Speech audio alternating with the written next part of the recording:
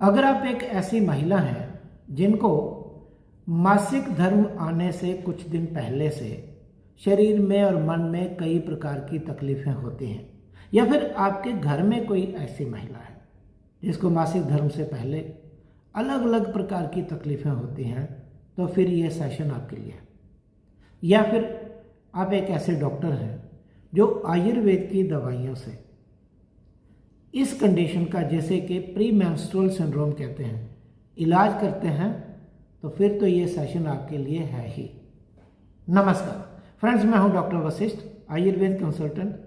और जैसे कि आपने सुना, इस सेशन में हम चर्चा करेंगे कि किस प्रकार से आयुर्वेद की दवाइयों से प्री मेंस्ट्रुअल सिंड्रोम का ट्रीटमेंट किया जा सकता है। लेकिन सबसे पहले हम ये जानने का प्रयास करेंगे कि ये प्री मेंस्ट्रुअल सिंड्रोम होता क्या है, क्यों होता है, क्या होता है, पहले इस पे बात करते हैं। तो होता यूँ है कि कुछ महिलाओं को पीरियड्स आने से कुछ दिन पहले, 10 दिन पहले, हफ्ता पहले, 4-5 दिन पहले शरीर में कई तरह की तकलीफ़ें होती हैं, मन में कई प्रकार के कष्ट होते हैं। पहले चलो शरीर की बात करते हैं। शरीर में भारीपन लगने लगता है, सिर में दर्द होने लगता है, पेट दर्द होने लगता है, पेट फूलने लगता है, कुछ महिलाओं को लूज मोशंस होने लगते हैं। और इसके साथ साथ सिर में दर्द कभी कभी बहुत ज़्यादा हो जाता है, बेचैनी होती है, घबराहट होती है, डर लगता है, चिड़चिड़ापन बहुत ज़्यादा हो जाता है, गुस्सा कभी कभी इतना ज़्यादा आता है, ऐसा लगता है कि वो महिला पता नहीं क्या कर देगी, इतना गुस्सा आता है, वो फट पड़ती है, रोती है, चीखती है, चिल्लाती है, इरिटेट होती है, यानी पता नहीं क्या क्या है, क्या क्या होता है। अगर ऐसा कुछ हो तो फ्रेंड्स समझ जाइए कि ये प्री मेंस्ट्रुअल सिंड्रोम है। और इसका कारण क्या है? कारण यह है कि कभी कभी, आमतौर पर आजकल तो काफ़ी ज़्यादा देखा जाता है, जब कोई महिला का मतलब यंग लेडीज़ भी, लड़कियां भी बहुत ज़्यादा टेंशन में रहती है ना, स्ट्रेस में रहती है, मानसिक तनाव बहुत ज़्यादा, बहुत गुस्सा करती हैं, इरिटेट होती है, खीज होती है, मेंटली बहुत डिस्टर्ब्ड रहती हैं। या फिर ऐसी लड़कियां या महिलाएं जो बहुत ज़्यादा चाय कॉफ़ी पीती हैं, सिगरेट पीती हैं, या फिर रात को देर तक जगती हैं, देर रात तक जगेंगी, या फिर हाँ बहुत ज़रूरी है, फिज़िकली एक्टिव नहीं रहती, बैठी रहती हैं, काम नहीं करती हैं, एक्सरसाइज नहीं करती हैं। तो इस प्रकार की जो महिलाएं हैं, हाँ खाने में खास करके जो नमक बहुत ज़्यादा खाती हैं, जंक फूड बहुत खाती हैं, जो आजकल अक्सर यंग लोग खाते हैं, तो इससे उस महिला के शरीर में जो फीमेल हार्मोन्स होते हैं ना, एस्ट्रोजन, प्रोजेस्टेरोन, वो इम्बैलेंस हो जाते हैं, और उसके कारण शरीर में ढेर सारा पानी इकट्ठा हो जाता है, शरीर फूल जाता है, और फिर बहुत सारी और केमिकल चेंजेस पूरी बॉडी में होती हैं, ब्रेन में होती हैं, ये सब होने लगता है। तो ये कारण है प्री मेंस्ट्रुअल सिंड्रोम का। ठीक है, मैंने कारण बता दिए, और उससे उन कारणों का असर क्या होता है कि अल्टीमेटली असर ये होता है कि उस महिला में जो हार्मोन्स हैं वो डिस्टर्ब हो जाते हैं। लेकिन सवाल यह है कि इलाज कैसे किया जाए। तो इलाज करने का तरीका यह है कि सबसे पहले तो ऐसी महिला को, ऐसी यंग लेडी को, ऐसी लड़की को प्यार से समझाया जाए कि भाई आप अपना लाइफस्टाइल चेंज करो, लाइफस्टाइल, जीवन जीने की शैली चेंज करो। और उसमें क्या होता है, जीने की शैली तो बड़ी आसान होती है भाई, सीधे साधे रहिए, रात को जल्दी सो जाइए, सुबह जल्दी उठिए, और 8 घंटे की नींद तो लेके ही उठना है, उससे पहले नहीं उठना, देर रात तक नहीं जगना है, और सिगरेट नहीं पीने हैं। आजकल मैंने देखा है कि काफ़ी सारी लड़कियां, लेडीज़ सिगरेट भी पीती हैं, और बहुत ज़्यादा चाय कॉफ़ी नहीं पीनी है, दारू नहीं पीना है, बहुत ज़्यादा तनाव में नहीं रहना है, ठीक है, नमक ज़्यादा नहीं खाना, जंक फूड ज़्यादा नहीं खाना है, एक्टिव रहना है। ये सारी चीज़ें हैं ना। और स्क्रीन टाइम जो है ना उसको कम किया जाए। बहुत ज़्यादा स्क्रीन यानी मोबाइल देखते रहना या लैपटॉप पे रहना, डेस्कटॉप पे रहना, ये सब चीज़ें अवॉइड की जाए। एक्सरसाइज डेली की जाए लगातार 45 मिनट्स। साइकिलिंग करिए, डांसिंग करिए, जॉगिंग करिए, वॉकिंग करिए, स्विमिंग करिए, कुछ भी करिए। तो पहला काम तो ये है, ये डॉक्टर्स आप अपने पेशेंट को पूरी तरह समझाइए कि ये करना पड़ेगा। अब इसके बाद क्या करेंगे?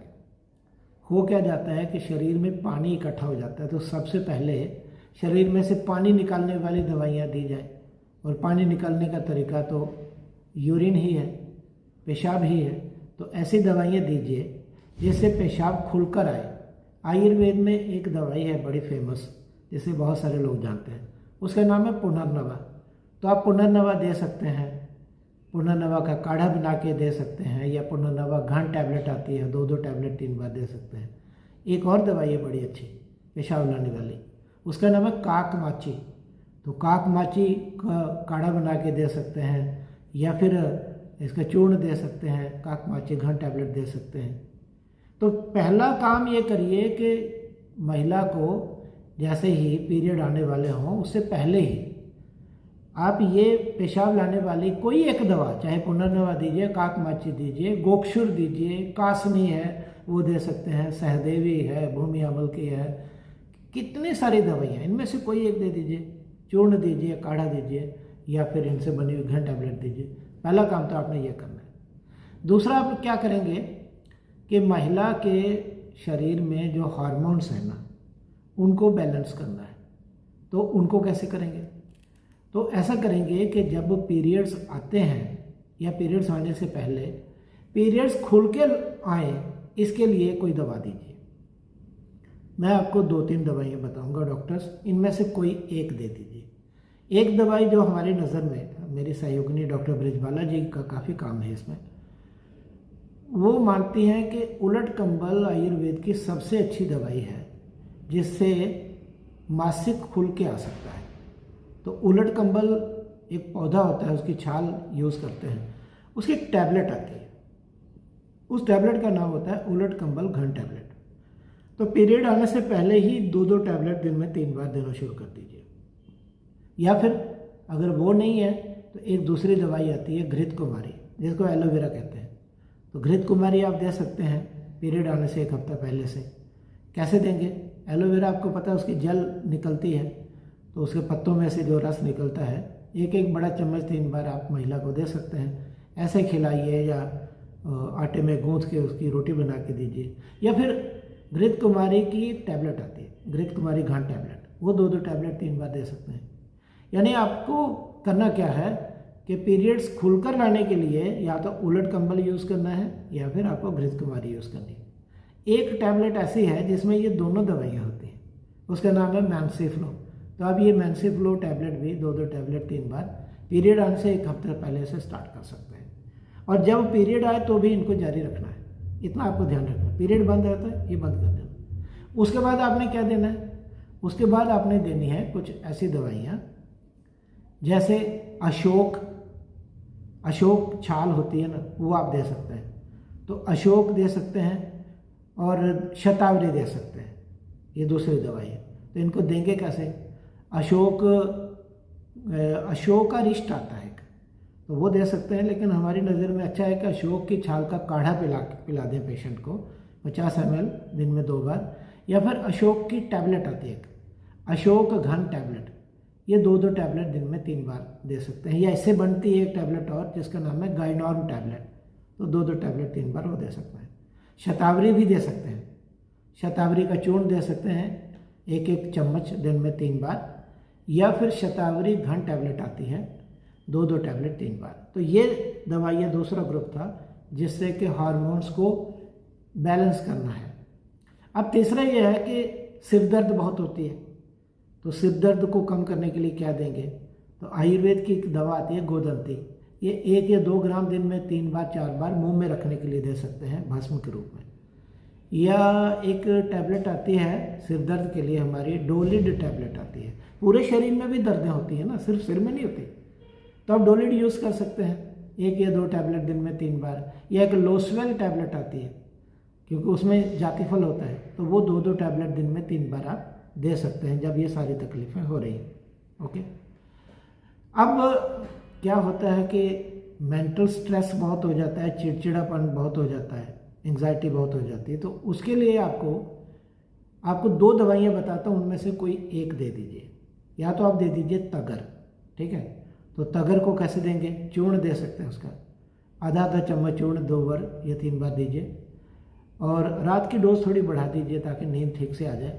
या फिर तगर घन टैबलेट आती है, 1 टैबलेट सुबह 1 दोपहर और 2 रात को दे दीजिए, ऐसा कर लीजिए। या फिर जटामानसी आती है, तो जटामानसी का काढ़ा बना के पिला सकते हैं। या फिर जटामानसी घन टैबलेट आती है, 1 सुबह 1 दोपहर और 2 रात को दे दीजिए। इससे मन जो है शांत रहेगा, गुस्सा कंट्रोल रहेगा, नियंत्रण में रहेगा, ठीक है। तो आपने ये कर दिया।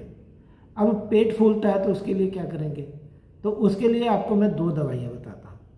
एक दवाई आती है शटी, तो शटी की टैबलेट आती है, तो आप ऐसा करें, शटी घन टैबलेट 2-2 टैबलेट 3 बार खिलाइए।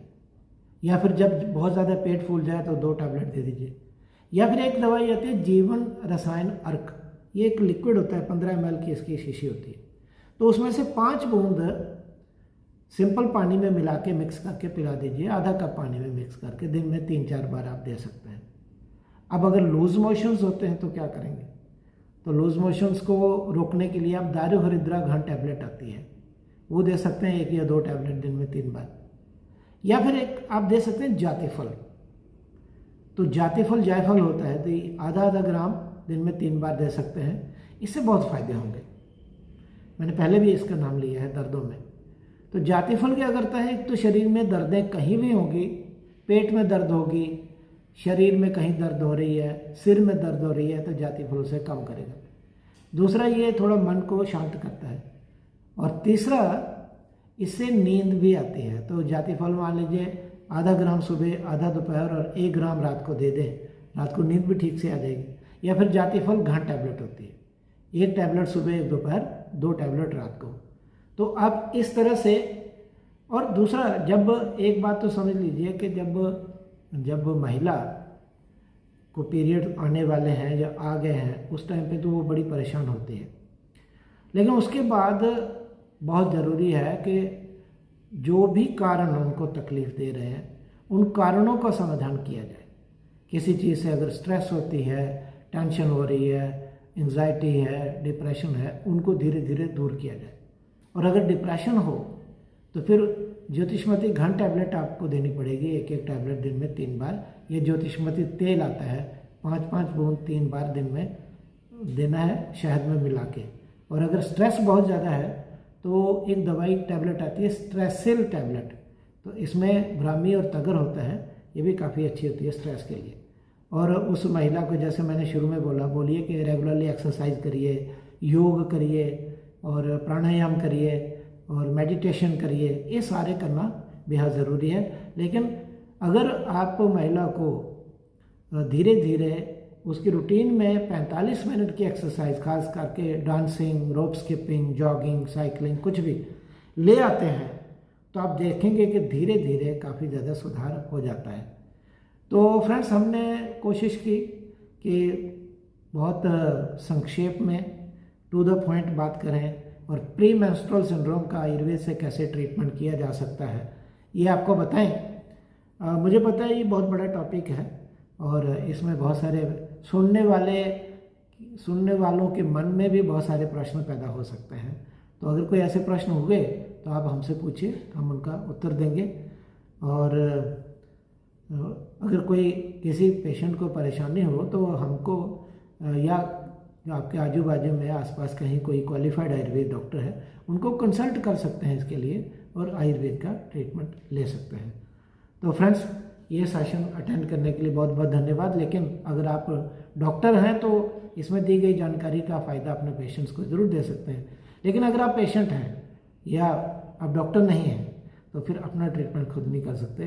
ट्रीटमेंट करने का अधिकार किसी क्वालिफाइड डॉक्टर को ही रहता है। तो ये सेशन अटेंड करने के लिए बहुत बहुत धन्यवाद। नमस्कार।